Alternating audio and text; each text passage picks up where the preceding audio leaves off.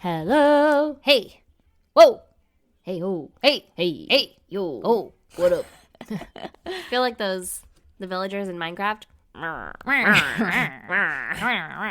Give me your emeralds.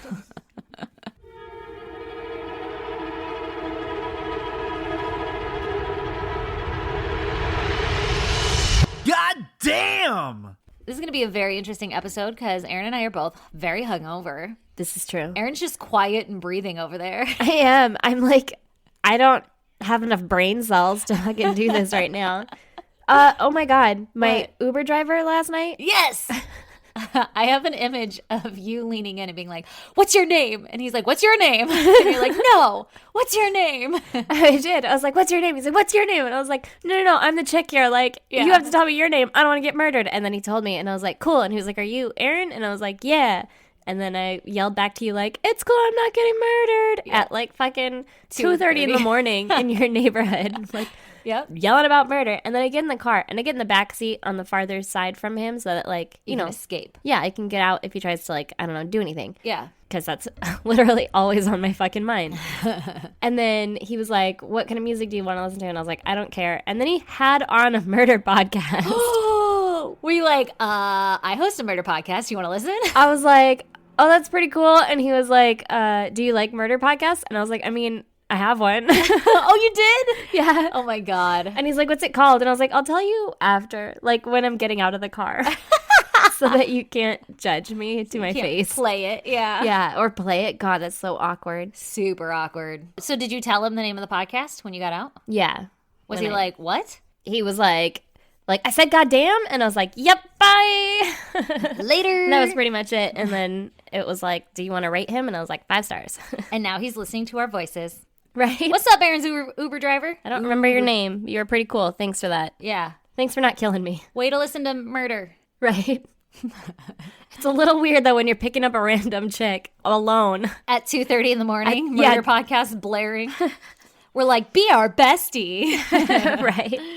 Okay, Aaron, give me your goddamn. My goddamn is that I was, am, and still currently are. I don't fucking know.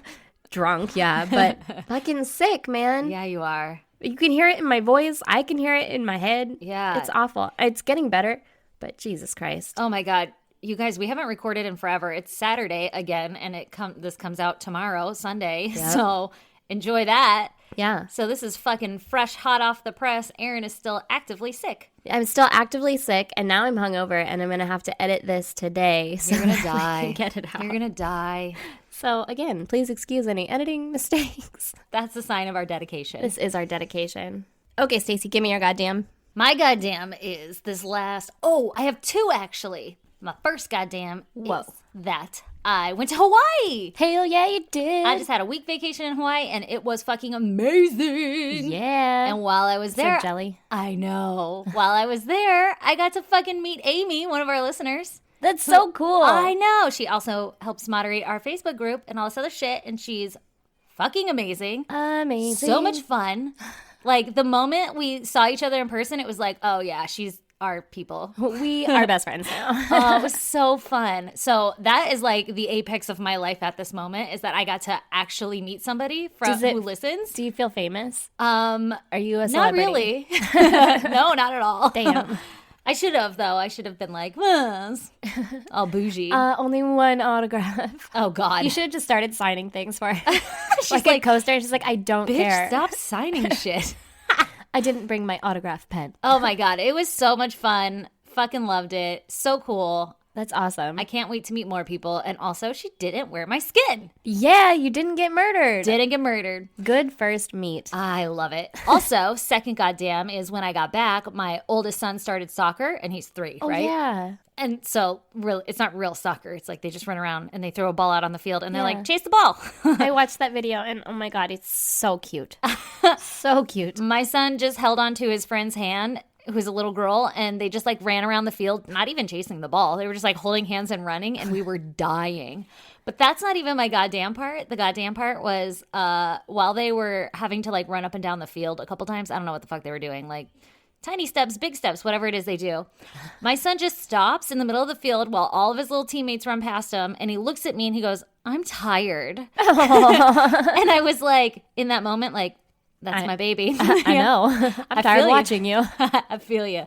That is my spirit animal right there, and also me in any kind of sports when I was younger.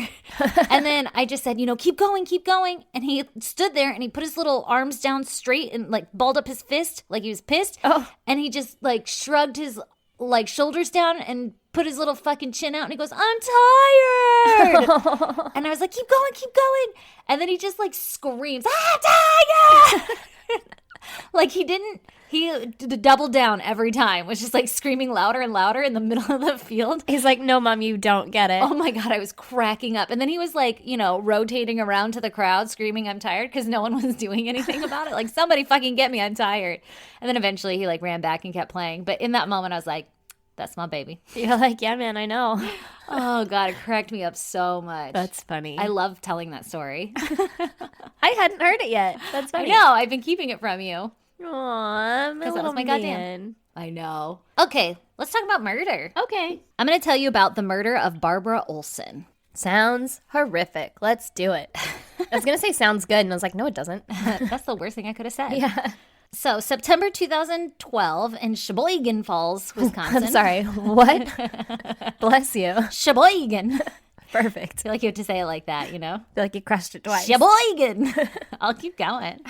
Sheboygan Falls, Wisconsin. A 13-year-old boy by the name of Antonio Barbu was living with his best friend's family, Nathan Pape, who was also 13. So All two right. 13-year-old besties living together.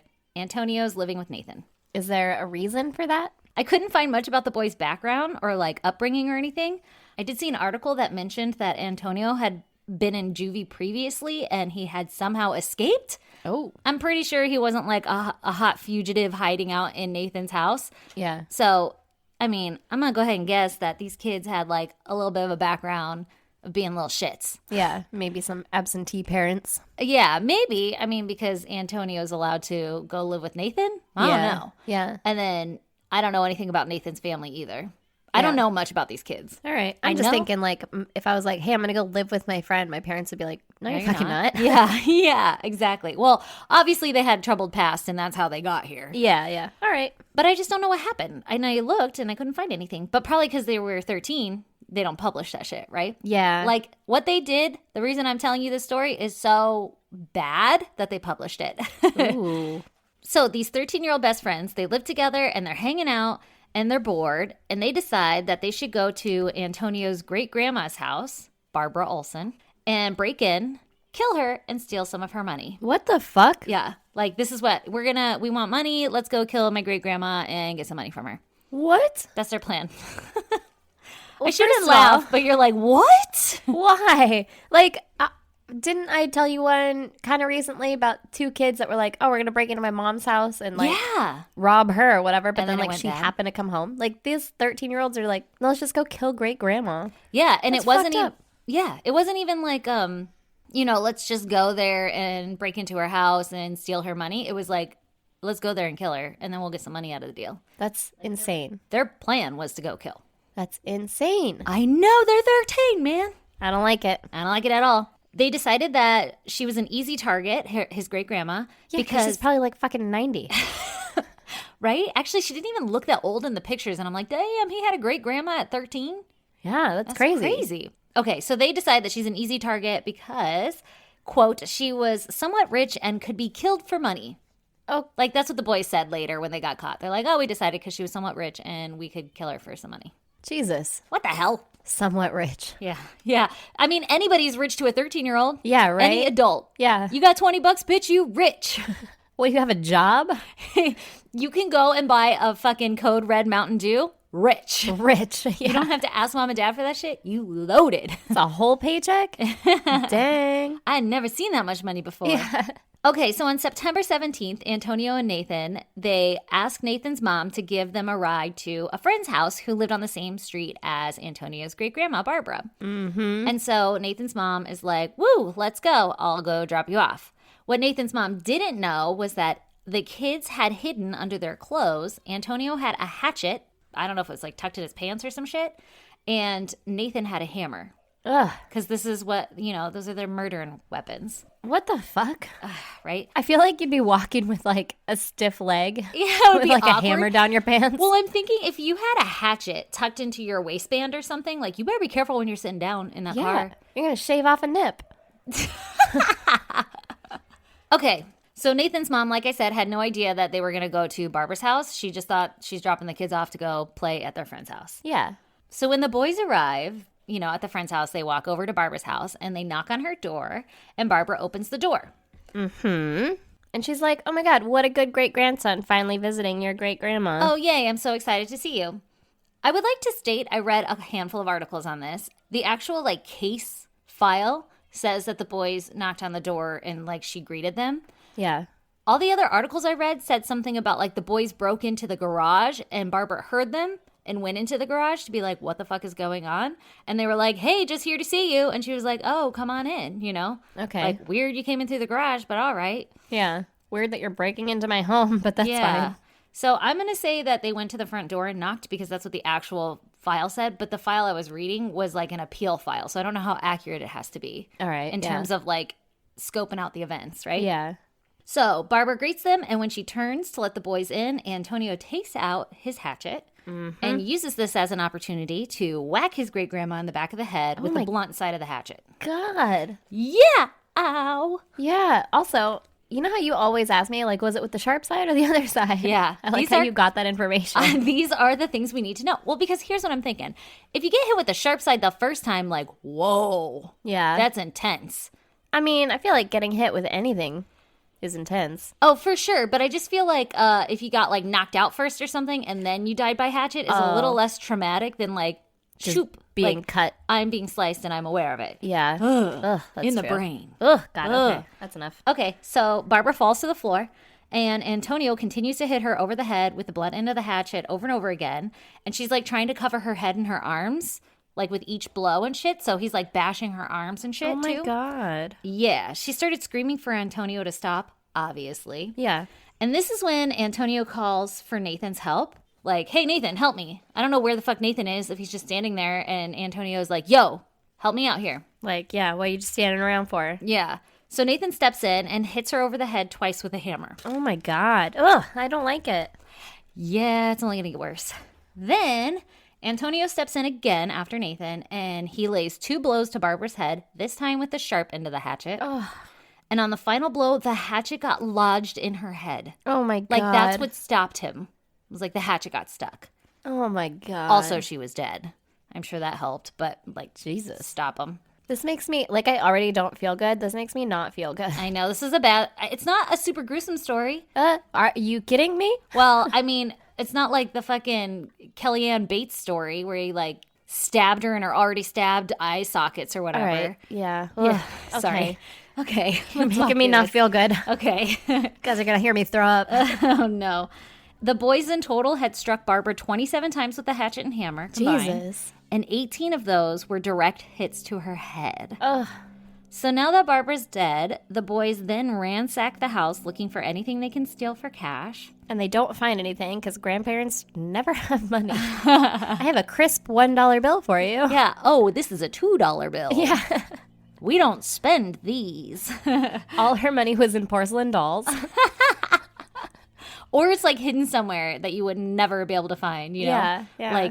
Why is all the jewelry in the cookie jars, Grandma? No, those are the sewing kits. Okay, so now the boys, they're ransacking the house. They end up taking her purse and some cash and jewelry.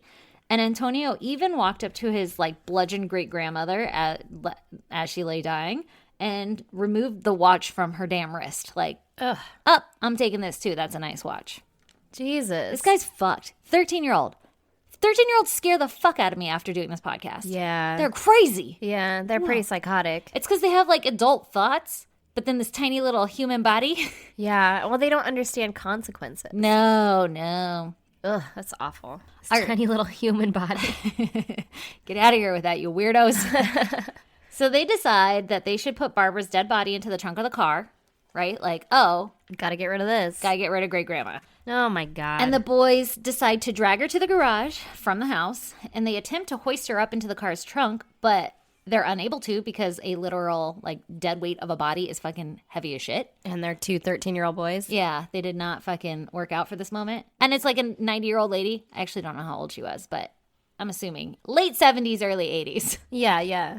Total speculation. She's an older lady. She's a great grandma. Yeah. Like, she's not going to be easy to lift up. I worked with old people. Some of them are actually very easy. Anyway, so they can't get her into the trunk, and they decide to leave her body on the garage floor. And one article said she was found with a sheet over her. So I don't know if they covered her up or not, but she's lying on the garage floor. All right. The boys then go into the house, and they wipe down all of their little fingerprints to, cover up their tracks. Except for all the blood that they're fucking tracking around on their tiny little 13-year-old shoes. Yeah, I didn't say they did a good job covering up their tracks. Yeah, right? The boys grab some bags and they throw wipes in the bags, like whatever the fuck they just wiped the house down with. They throw those wipes into a bag and their murder weapons. And then they put that bag into the trunk of the car and they leave the house in Barbara's car. Okay. So they're like, okay, fucking got rid of all the evidence. It's in the trunk of our car. We did leave the dead body there, but we've got the important shit, right? Yeah. Now we're just going to do some Grand Theft Auto. Exactly. And Nathan drove, and he was literally too short to see over the steering wheel. So my God. he had to put a pillow in the driver's seat in order to drive. So the boys drive to Nathan's home, and they park the car a few blocks away from his house, like next to some church or some shit like that. And then they walk over to his house, and they remove their bloody clothes. I can't believe, first of all, that somebody isn't like, is that a 13-year-old driving the car? And then also nobody was like, and he's covered in blood. I mean, I'm sure that people look at me and they're like, is that a 13-year-old driving that car? Oh, fair point. Yeah, like she could barely see over the steering wheel. Literally, especially in my first car, I looked like I could barely see over the steering wheel. It's so true in your Grand Am. Yeah. Very solid point. And maybe it wasn't that far of a walk. Like no one saw them from the car to Nathan's house. Yeah. But evidently they had blood on their clothes. You're not hatcheting someone to death and then not getting blood everywhere. True. Yeah. And also Nathan's mom obviously must not have been home. Yeah. Well, she probably was going somewhere and she's like, I'm going to drop the boys off. And then I'm good gonna go point. somewhere. Maybe Yeah. shopping. Maybe. That's a good point. All right. So they get home. They take off all their bloody clothes. They stash them in Nathan's room along with Barbara's watch. Okay. They then continue on the Why did they take the car? They had to get home. Yeah, but all Can't the call- stuff is in there, all the evidence, Yeah. their jewelry and stuff that they had stolen. It'll make sense here in a minute. All Okay? right. I'm pretty sure. If not, then I'll explain it if I didn't write it down. So they're back at Nathan's house and they just continue the day and the night, whatever, as if nothing had happened. They're just hanging out at Nathan's house. And then the next day, the boys go back to where they parked Barbara's car and they decide to drive it to a local bowling alley. Okay. And they park it. And then they walked over to a pizzeria and had a little pizza, which they bought with great grandma's money that they stole. And once they were full, they went to the store and bought gloves and cleaning wipes. Because now they got to clean the car. Got a chore to do. Yep. They return to the car and they proceed to wipe it down, attempting to clean off all of the blood and any kind of fingerprints that they've left behind. Mm-hmm. And then they put all of Barbara's stolen jewelry in the front passenger seat, laid it out, oh, look at all this pretty things in here, along with the car keys in plain sight, with the hopes that somebody would steal the car and then they would then get blamed for Barbara's murder. So they're ooh, putting out a little bait. Yeah, little bait car. Exactly. The boys took Barbara's purse, which had her ID in it, and then they threw it in a storm drain just a few houses away from Nathan's house. I don't know if they did that on the walk back home from the bowling alley or what. Yeah. Or whatever, but they found her purse in a storm drain with her ID in it. And it was literally the storm drain on the street of Nathan's house. Here's one. That's dumb. They'll never tie it to me. This murder. Yeah. All right, so back at Grandma's house, great-grandma's house. 2 days after the murder, Barbara is still in her garage laying on the floor, and her daughter started to get concerned because she hadn't heard from her mom in a couple of days, and she couldn't get a hold of her. Oh, that's so sad. Yeah, so she decides to do a wellness check and go to Mom's house. Now, is this daughter one of the boys' moms? This daughter would be the boy's grandma. Oh, okay, yeah. Isn't that crazy? It's so weird to think of that deep of a lineage. Ugh. Yeah, so Antonio's grandma is going over to check on her mom. Jesus. She gets inside and she looks all over the house and doesn't find her mom, obviously, and looks into the garage and she sees that the car is missing. Mm-hmm. And she almost goes back in, inside the house, and when she like is turning, she notices Barbara's body laying on the ground in the corner. Oh my God, that's so sad. Yeah, and it was like obvious that she had been dead for some time. Yeah. So she calls the police and initially thought that her mother had fallen or something and had like a terrible accident. Fucking like 20-something times. Right? I was like, there's no way that you could look at that and not know that there was like obviously a brutal attack. But I wonder if it was just so much blood, and like when you see that yourself, you're probably going to look and then look away and be like, oh my God. Yeah. And not want to look back. And you're probably not like thinking, most people, I would think they're normal people, aren't going to be like murders on their mind all the time. Yeah. And so you might think like my elderly mother, she fell. Like what would hurt an old person? Like falling, obviously. Yeah. So that's probably like the first thing on your mind, not that she got brutally murdered. With an axe. Yeah. Jesus Christ. Ugh. Oh, and also, I mean, it could be that she like fell and then was trying to get help and she crawled out to the garage. I don't know how you would explain the car missing. Maybe it was, I don't know. It was probably all split-second stuff, too. Yeah. Like, Like, she's not, like, investigating it. She's just like, I'm going to go call the cops. Maybe she fell. Yeah. I don't know what happened, but she's not well. Yeah. Okay, so obviously it becomes clear quickly that this was a homicide. Because these boys were no master criminals, it only takes the investigators 12 hours to, like, figure out who the fuck did it. Yeah. Which is, like, great detective work, but also these boys are fucking dumb. Well, they're 13. Yeah. Well, they're really dumb because they murdered, but also, like, what the fuck? Their plan is like, I'm going to lay out this jewelry. Here's this beautiful necklace. I feel like it would be like a flea market table. You know? Yeah, right. They, like, hang it over the back of the seat. There's, like, a bracelet hanging on the blinker thing. There's a trail of jewelry to the car. Ooh, look a diamond.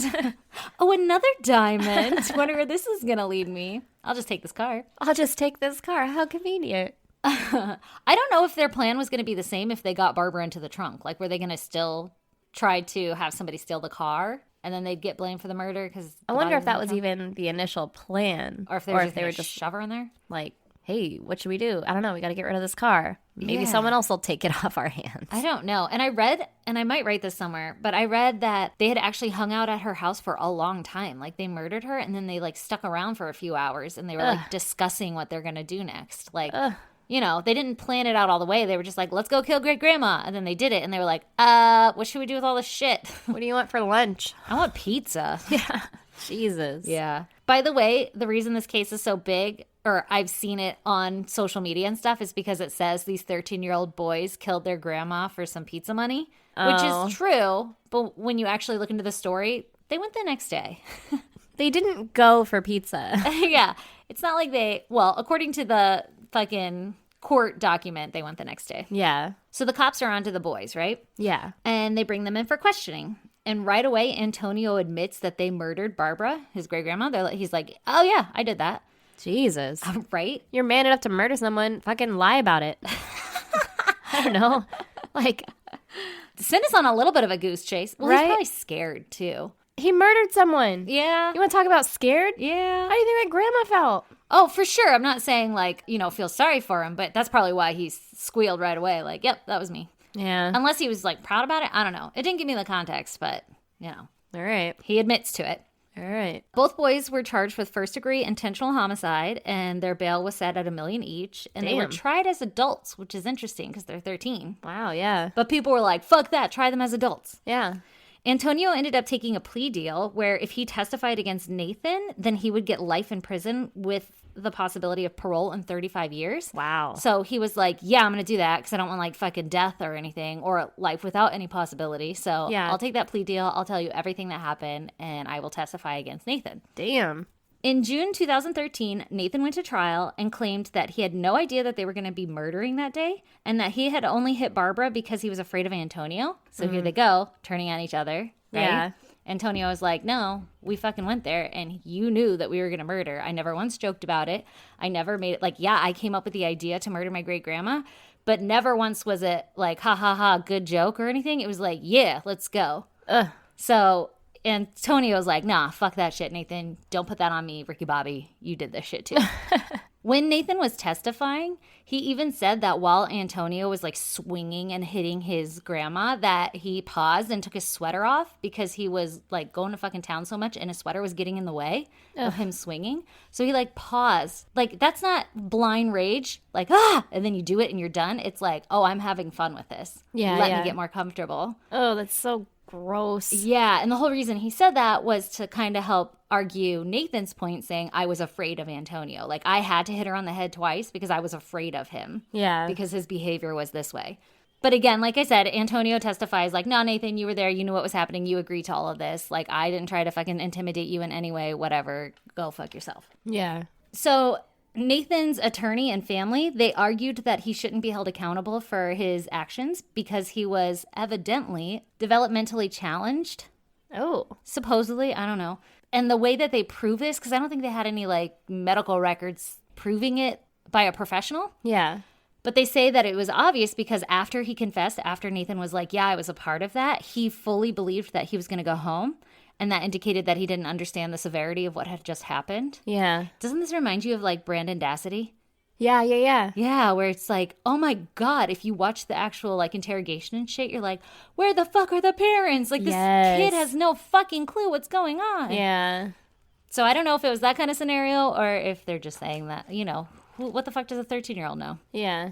All right, so they go to trial, whatever. The jury only took a few hours of deliberation before they sentenced Nathan to a life of imprisonment with the possibility of parole in 31 years. Damn. So that's how that one ends. They're both in jail right now, or in prison. Yeah. But they can get out. I said this was 2012. Mm-hmm.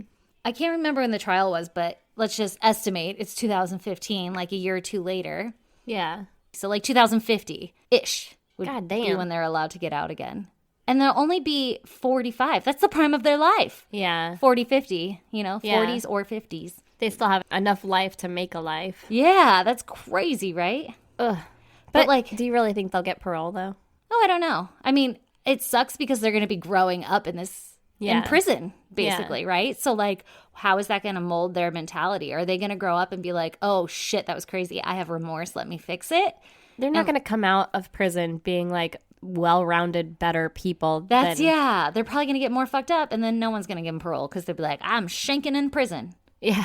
And they're like, they're rotten apples. Maybe they will. Maybe they'll get like their GED and they'll get, you know, they have like college Systems. programs and stuff. They'll find Jesus. Yeah, they could. These motherfuckers need Jesus. These motherfuckers need Jesus. Oh my God, isn't that crazy though? That's insane. Oh shit. That poor grandma. I know. Yeah, that's fucked up. Yeah. And you're just opening the door like, oh, my great-grandson's visiting. Yeah. Psych. But I'll follow up in like fucking 30 years, guys, and let you know what happens. Oh, thank you. All right, Erin, tell me your story. Okay, so mine is about Kara Knott. Okay, let's hear it. Okay, so this one is actually quite local to us. Yeah.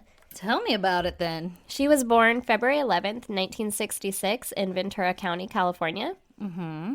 I don't have a ton of background on her other than she was, quote, vivacious. Ooh. Which they always are, right? Yeah. Like, She lit up the room. exactly. If you have a smile that lights up the room, you're going to be covered in blood. Yeah, fuck.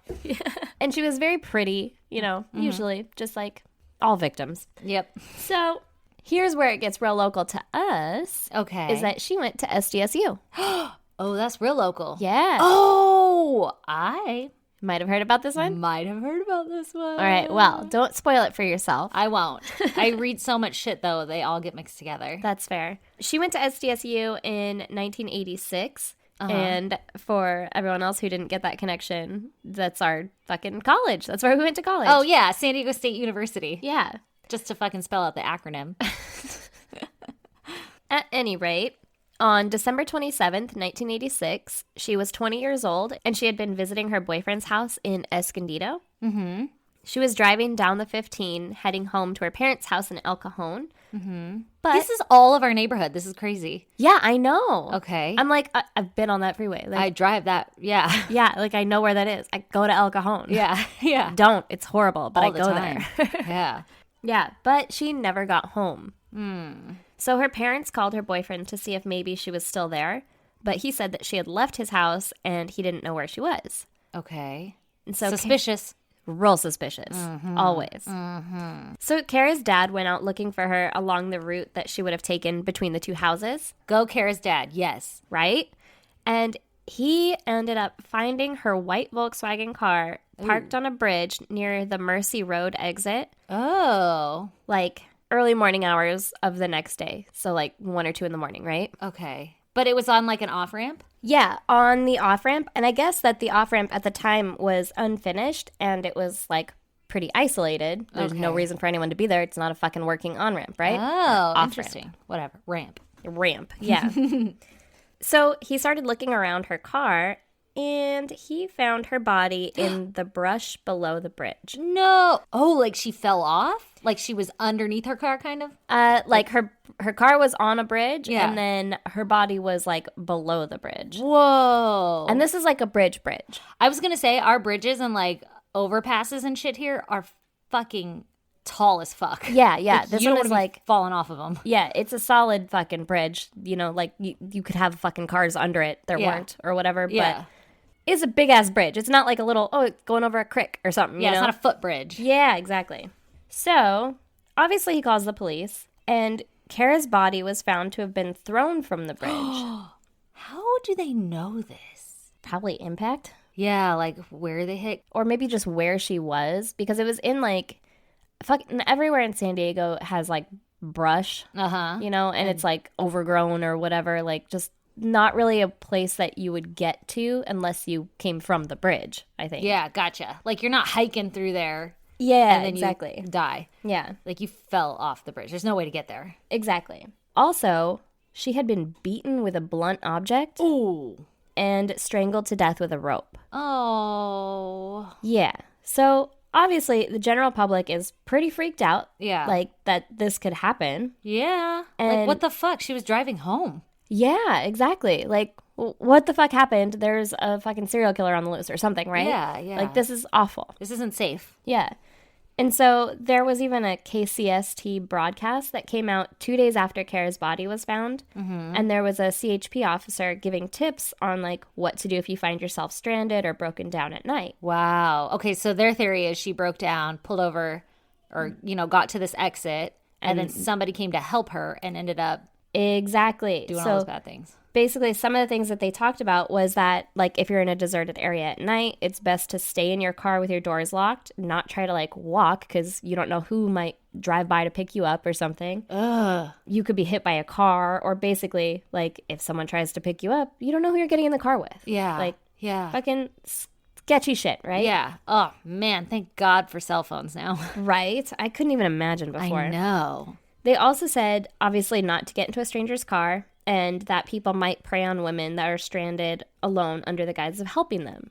So, kind of like you were saying, her car might have broken down, someone pulls over to help her. Yeah. And she fell victim to that person. Yeah. It just makes me think, like, if I didn't have a cell phone and I was broken down on the side of the road and I, like, had my doors locked and I'm just sitting there and somebody comes up and, like, knocks on the window, like, do you need some help?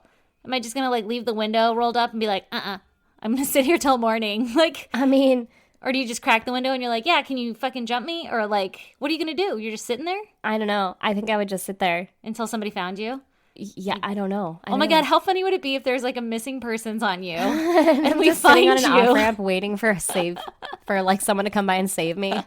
You're just sitting there with the doors locked and the windows up and you're like, it's getting real hot in here, guys. Right. Someone find me. Well, my dad, he made me take auto shop in high school, and his like fucking quote as to why he wanted me to take it was, I don't want you to be another dumb blonde stranded on the side of the road. Oh God. Like waiting for someone to come help you. And I was like, that's fair. So, Yeah, but if like something like if your battery dies or your fucking, I don't know, your flux capacitor explodes, Yeah. it's not like you have all the equipment to fix it on the side of the road. no, You could change your tire, but like I could change my tire, or like do a sweet oil change. I could jump my car but I need Yeah. another car for that. That's Like, exactly what I'm getting at. Like, yeah. what are you going to do? I don't know. And then if somebody shows up with jumper cables, you're not going to be like, no, let me do it. You're like, yeah, go for it. Exactly. Every time I'm like, do you know how to do this? Thank God. Yeah, I don't want want to touch it. And it's always like some kid. Yeah. Still. You're like, great no, life lesson. not that one. Yeah. It's no, over yeah, here. yeah. Don't let him touch. Oh, you did. Oh, he's dead. God damn it. Put his body in the trunk. Let's lay out his jewelry on the front seat.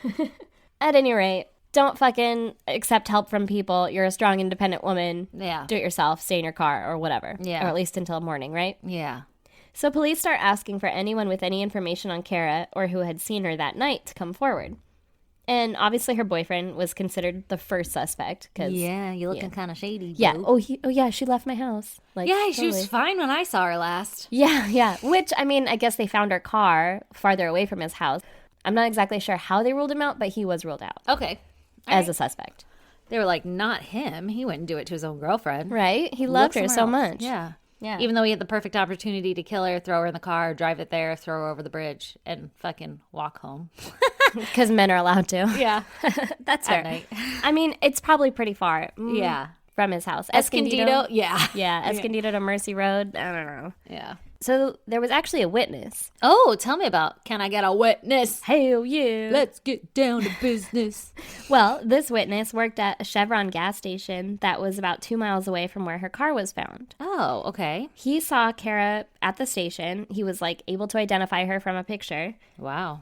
And he also said that as soon as she left, there was a CHP officer in a marked car that made a U-turn and went the same direction as her. Oh. So, another witness said that they saw a Volkswagen Beetle that appeared to match Kara's car that had been pulled over by a cop in about the same area that the car was found. Oh my God. Is this giving you like fucking nightmares now? Yeah. Okay. So, police start to try to find out who might have pulled her over that night and for what, right? Yeah. Shortly after the KCST broadcast was put out with the tips on how to stay safe on the road, the police My start... head is doing things. Yeah. My head's putting things together. Yeah. Okay. Police start getting dozens of calls from women, different women, and they're all calling in because they recognize the CHP officer in the video. Stop it. Oh, yeah. And they recognize him because he had actually pulled them over in that exact same spot. And in most cases, he made unwanted advances towards them. Ew.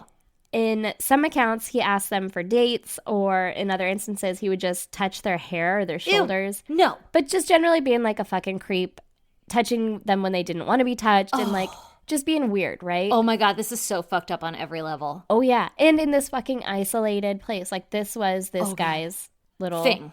Yeah, hunting ground, I guess. Yeah, like but he had a system. these ones didn't end in violence, obviously. They're just like, no, he's just fucking weird. Like, he kept asking me on a date and Yeah. he'd, like, rub my shoulders or whatever. Like, just being a fucking creep. Oh my God, and the creep is the guy giving everybody fucking tips. On how to stay safe. He's like, these are the things I do to fuck with people. Right. So here's how I would avoid that. I mean, he's going to be the best person to know how to stay safe. Yeah, from him. What a dick. Yeah. Oh my God. So the CHP officer in question was Craig Pyre, and police start looking at him a little bit closer. And in the broadcast that was put out, you can actually see that his face was a little bit scratched up. Stop it. Oh, yeah. Oh my God. Oh, yeah. That's fucking crazy. Oh, yeah. The balls on this dude. Fucking right. What? Yeah, like he has scratches on his nose. You can see the video. It's the fucking fuck? out there. Oh my God. Yeah. What? Yeah. That's fucking insane. Obviously, they ask him where he'd been at the time of her murder and how he had gotten the scratches on his face. Yeah. And they check his logbook and realize that there was a, quote, hasty falsification Oh, what does that mean? to account for the time of Kara's murder. I took it to mean, like, maybe he made up, like, oh, I pulled over this other guy or something, or like, oh, I went to go check behind the fucking Vons. I don't know. Like, and it something, looked like it was like half-assed, like written in or something. yeah, like half-assed or like just kind of shoved in maybe in the Yeah. in the margins. I Yeah. don't know. That's why I put the quote hasty falsification, because like I didn't know what that meant Yeah. exactly. I think you're 100%. making good points, though. Like, that's Yeah. probably what something along those lines. Like, it was clear, like, he took his time and wrote so nicely on the form, and then there's this, like, arrow with a box around it. Like, yeah, Yeah. this time I was here. Yeah, exactly. Like, oh, also I almost forgot about this one. Yeah. I think that's what it was. Okay. So there were also changes made to the times of several traffic tickets. Oh, creepy. And you can fucking tell because the person who got the ticket also gets a copy of that shit, right? Yeah. What a dum-dum. Yeah, kind of an asshole. Yeah. So his explanation for the scratches on his face Yeah. were that he had gotten them when he fell against a fence in the CHP parking lot. I tripped and fell. A couple of things with that. Yeah. Yeah. What? There was an off-duty San Diego police officer that was at a gas station when Craig pulled in super aggressively within the hour that the murder occurred. And this officer actually testified to seeing the scratches on Craig at that time. Oh. Which was at least an hour before he said he'd gotten them. Oh. So your story's full of holes, right? Yeah. And your face is full of scratches. And the fence that he claimed he had fallen into was actually too high to, like, hit your face on it. What an idiot. If you're, okay. Yeah. He's a cop. Like, he should think about these things, right? Fucking right?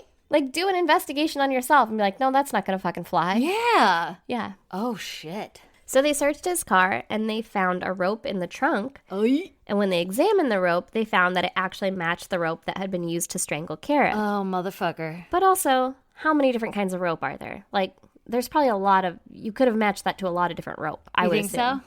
I think so. Don't they do it based on, like, the braid line or whatever? When it bruises the victim's neck, you can tell. Oh, probably. I don't know. But, like, I feel like so many different ropes are the same. Available? Oh, yeah. Like Like, it would if you have the same nylon- pattern. Yeah, if you have nylon rope, it's probably, like... Yeah. Yeah, maybe companies have different braid patterns just for this. Maybe. Just for this. It wasn't our ropes. So that's not real conclusive. Yeah, but we're all on to you, buddy. Oh, yeah. Yeah. And then they found some blood on Kara's boot. Oh, is it from his face? Probably. But it was a little bit too early for DNA testing because it was still 1987. Mm-hmm. And so they were able to identify it as AB negative blood, Okay. which is the rarest type of blood. Ooh. And just so happens to be his type. What a dum-dum. Yeah. You can't have rare blood and go murdering. Right? He probably didn't know he had rare blood. He has to know. I have the most common blood. I'm fine. So do I. But how does he have to know? Because I didn't know my blood type till I gave birth. I guess I didn't either. Yeah. So he's never given birth. How do you know? Don't put that on him. What do you mean? He can do whatever he Oh, wants. he's not giving birth? I guess I was severely assuming that his anatomy wouldn't physically allow him to give birth. I was using science. I'm sorry. Well, knock it off. That's not He's what we're like- about here. He's like, I birthed a food baby out my ass. Right. Okay. So the proverbial nail in the coffin, though, Yeah. was a gold rayon fiber that had been found on Kara's dress. Is that from his uniform? Yes. Oh, shiitake mushrooms. It was, I guess, made with yellow pigment instead of yellow dye, which is fucking different, I guess. Weird. Yeah. And it perfectly matched a shoulder patch that Craig wore on his uniform. What are the fucking odds that a shoulder patch is going to flake off in a murder? I'm going to struggle and grab so many shoulder patches if I'm True. being murdered. True. Very solid point. I'm going to grab your face. Yeah, she I'm going did. to grab your fucking shoulder patch. I'm going to grab your blood, put it on my boot. Yeah. I'm going to grab a lot of things. Grab your blood, put it on my boot. This goes here. Yeah. Someone will find this later. So his colleagues were also able to testify that Craig was acting strangely after the murder. Oh, he's all fucking jacked up. Yeah. Well, and he had taken like a persistent interest in the status of the investigation. Basically, like talking to some of his colleagues, and he even attempted to like justify the murderer's action as like a possible accident. Like, oh, well, maybe it was an accident. Oh. Maybe this person stopped to help and then she like freaked out and then, you know, he like pushed him to get away and then she died after being strangled. I don't know, like he's trying to fucking justify it, right? Yeah, I wonder if there's like any truth in what he's saying though, like his justification. Not to say that she freaked out because he was just trying to help, but like if he started to make advances and she freaked out and then he like shoved her over. We'll get to that. Ooh. So his superiors reviewed his logbooks and they also found that he mostly only pulled over women who were driving alone. Yeah. And who happened to be about the same age and physical appearance as Kara. Oh, motherfuck. Yeah. So, Oy. I don't really know how you, like, know that before you pull him over, though. Well, you can see him through the window. I guess. My windows are tinted. Well, I mean, this is Not that 80s. tinted. Yeah, they had window tint. You think they really had that much window tint going on in the 80s? I think they had fucking, like, a smoke screen because everyone's smoking in their cars. I feel like they all had those, like, screens that have a suction cup that you put over so that Yeah. it's not so hot. Yeah. That, like, every soccer mom has. Yeah, but you're not allowed to have those on the driver's side. Yeah. Maybe it was fucking nice out during this time. And what time of year was it? December. It's always nice in San Diego. Yeah, that's true. But it was Windows were down. nighttime. I don't fucking know, man. I don't know, man. Well, maybe he'd like pull him over and then be like, not my type, and then he wouldn't report it. Yeah, like, you're just a warning. Get out of here. Move along. Yeah, maybe. So he was arrested and he was charged with Kara's murder. The prosecution said that what they believe most likely happened was kind of like you were saying. Like, there was a grain of truth to his quote-unquote justifications. Yeah. They said that he pulled her over in an isolated area, and perhaps he asked her on a date or made her uncomfortable by touching her or whatever, like he had done to all these other women. How fucking creeped out would you be if a cop just like caressed your hair? Like license and registration, and then like tucks a strand of hair behind your ear. I feel like that's the start of every like romance novel. Did I just explain Bridesmaids to you? Right? Yes. And then he turns out to be a really awesome cop that lets you fucking use the radar gun. Yeah, like you just have to be not unattractive.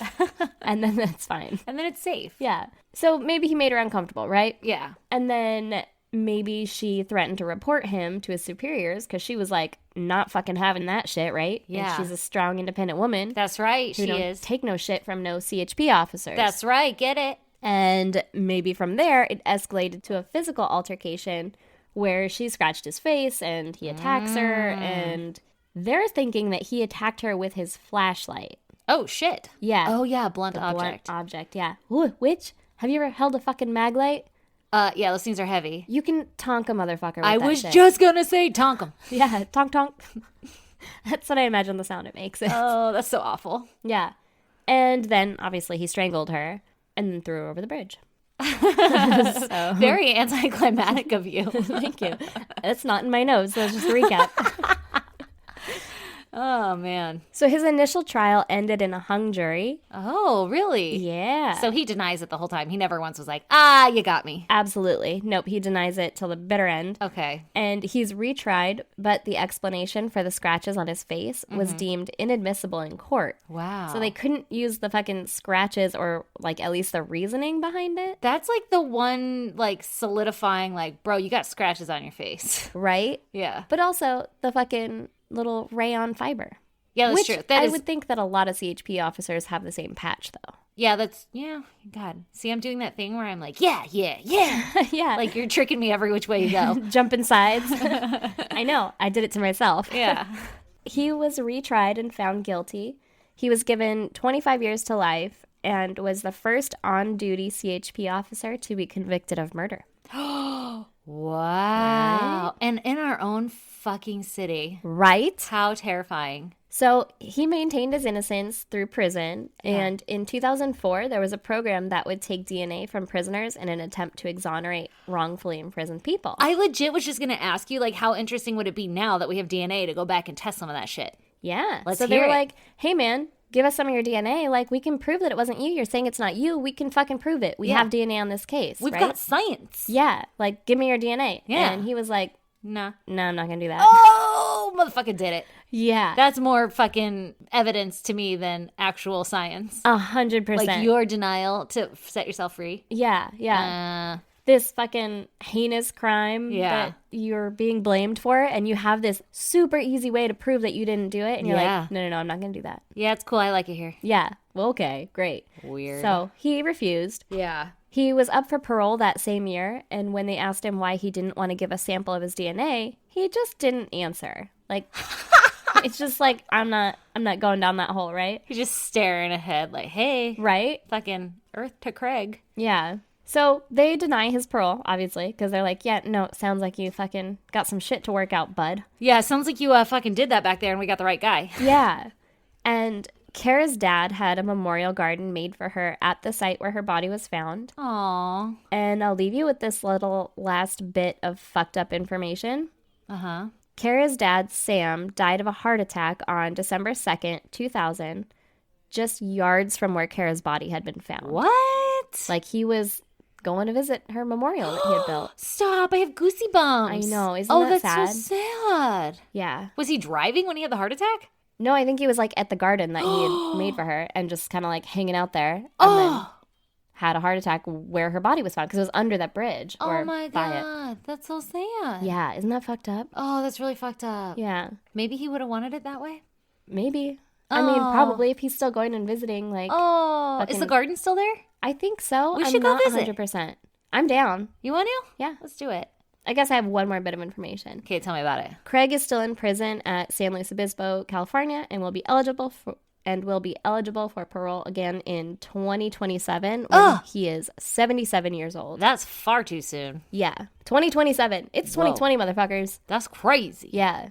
I mean, he'll be 77, so I feel like I could take him, but You don't know what he's been doing in prison. Maybe he's bulking up. that you're not wrong. He's not skipping leg day, bitch. What are you going to do? Right? I don't know, run on my weak ass legs. Oh, God. Yeah. Isn't that fucked up? That is so fucked And that's up. our little goddamn hometown. That's insane. Also, I don't know if you ever got this little pep talk, but I don't know if it was because of this case, but I'm Yes. sure it was. I know where you're going. But like, if you were to get pulled over and there's nowhere around, I've always heard like just keep driving until you get to a like populated area. Yeah. Or like a gas station or something. And the cop can't be like, you can't get in trouble for it if you pull over eventually. Yeah. To be like, I didn't feel safe back there with fucking no one around. Exactly. I've heard that. And then that you can also call your local police station if you have nowhere to go. Yeah. You can call your local police station and ask them, like, is somebody trying to pull me over? Oh, yeah, yeah. And then they'll verify for you. Yeah. That's fucking crazy to me. And I was like, I wonder if this case like started that? Yeah. Yeah, that's or what at I was least thinking. put that seed in people's head. Oh, that is so fucked up. Yeah. Oh, yeah. God. That's like the ultimate abuse of power. Oh, I was just going to say that. Yeah. Like, what a fucking ego boost to be a cop and have that, like, Yeah. desire to have that power over somebody. Wow, I can't believe he fucking murdered, though. That's insane. Yeah. It feels like it escalated very quickly. Yeah, it does kind of feel like that. But like, he was doing this to a lot of women and Yeah. making them uncomfortable. But everything that I've ever seen on, you know, like all of my extensive fucking education in criminal minds and stuff Yeah. is like, they'll escalate. So like, Yeah. if he's making people uncomfortable, he's making people uncomfortable. That's eventually going to escalate to maybe rape or Yeah. something else. Like, and maybe that was him like escalating it a little bit, and maybe he did try to rape her, or maybe like he got a little more handsy than normal, and she That's was how like, it- "Fuck you," and like hits him, and then he hits her back or hits her with his flashlight, and then you're like, Oh, fuck. "Well, now I'm gonna get in trouble for sure because I'm a CHP officer that hit this lady," Yeah. and you. I mean, not to say you can't leave her alive, but also like you're gonna lose your job. You're gonna Yeah, lose. he panics. Yeah, you're gonna lose everything if she reports you at this point, especially if you fucking bashed her with your flashlight. Yeah. Or what if maybe some of those other, like, there are other women out there who he did escalate with and they're not coming forward? 'Cause Yeah. that happens all the time, too. People Yeah. are like, they're not going to believe me. He's a cop. Yes. I don't want to relive it. I'm just going to, you know. Let it go. Yeah. So that could have happened. Yeah, absolutely. That's fucking terrifying too. Oh, man. God damn. Yeah. Well, goddamn. Some doozies right there. Mm-hmm. Okay, well, hey, guess what? We haven't done some Patreon shout outs, so let's do a couple. Oh, okay. Yeah. So, shout out to Alex and Brandon and Taria and Martika and Trisha. Woo! Thanks, everybody. We love you. 100%. You're so awesome. My whole heart. Our Patreons blow me away. I know. Like, every time we're doing something in life and we hear somebody like, you know, we were just talking about gamers and how there's like Twitch streamers and Yeah. like people donate to them. And we're like, who does that? Like, that's crazy. And then we have that. Yeah. That's Yeah. so awesome. It blows my mind still. That, like, I feel so special. I know. It's so nice. We love you guys. You're so special to us. You're amazing. If you guys want to join Patreon, our link is on our webpage, isgdpodcast.com. Mm-hmm. Evidently, you can try to search it, whatever, fucking Google it, and it's hard to find. So it's on our page. So good luck. It's an easier way to find it. And if you fucking subscribe, then every month we give you one extra episode. Yep. Exclusive. Oh, yeah. Real special. And we try and do a little bit more of an in-depth or like bigger deep dive into it. So just one of us does a case on Yeah. those ones. Yeah. Anyway, so if you're interested, come check it out. If not, we get you. If not, continue enjoying the normal episodes. Yeah. Also on our website, we have links to our merchandise and previous episodes. And if you want to see pictures pertaining to these cases, those will be there. Yep. Fucking email us at isgdpodcast@gmail.com if you have case suggestions, or if you just want to be like, what's up, ladies? We will fucking chat you up there. Yep. You can reach us on any social fucking media. Well, not any. We The don't have three. Snapchat. The 3. Instagram, Facebook, and Twitter at ISGD Podcast. Mm-hmm. Come join our goddamn pod group, that is called the Goddamn Pod Group. That's our Facebook group. It's a lot of fun there. I did remember the name of it. To be fair, this time I got the name right. You crushed it. Yeah, I like it. What else is there? There is our P.O. Box, which is P.O. Box 2764, Spring Valley, California, 91979. Oh, also come fucking on Spotify. You know, we've got the goddamn hot jams. I'm fucking hungover as fuck right now, all right? The goddamn hot jams playlist. Hell yeah. We've gotten some compliments on it. We have. All right, lady. Awesome. We love you guys, and until next week. Bye. Toodles. And if you're all caught up on our podcast, stay tuned for a promo from the Murder in My Family podcast. Hi, this is Mike Morford. You may know me as co-host of the true crime podcast Criminology. I'd like to invite you to listen to one of my other podcasts called The Murder in My Family. In each episode of The Murder in My Family, I discuss a murder case and include an interview with a family member of the victim to discuss the aftermath of the murder in an attempt to view these crimes from a unique perspective, one that we don't usually experience. Some of the cases I cover are well known, while others you probably never heard of. I currently have dozens of episodes available for you to binge on, including episodes about the Golden State Killer, the Delphi murders, and the Colonial Parkway murders, just to name a few. Here's a small sample of the kind of conversations you'll hear on The Murder in My Family. Mike, at the risk of sounding like every other proud big brother around the world, Kathy was an amazing person. She was 27 years old at the time of her death, and she had already accomplished a great deal. One point that I wanted to get across was that the victims whose murders I discuss aren't just statistics or a blurb in a news report. These were real people whose murders affected their family members, forever changing their lives. It's important to know that they too are victims. For me, knowing that he has a family and that he gets to see his kids every day and that he gets to be there for his kids growing up, like, it's not fair. You know, my dad did everything he was supposed to do as a father and as a husband. And someone decided that night that he didn't get to do that anymore. It's frustrating knowing that, you know, he'll get to see his kids grow up and graduate and get married and do all that. And my dad doesn't get to do any of those things. He doesn't get to see he has 3 granddaughters now that he'll never see, and they'll never meet their grandfather. And it's not fair. New episodes of The Murder in My Family come out every other Saturday, and you can find The Murder in My Family everywhere you listen to podcasts. Subscribe today so you don't miss an episode.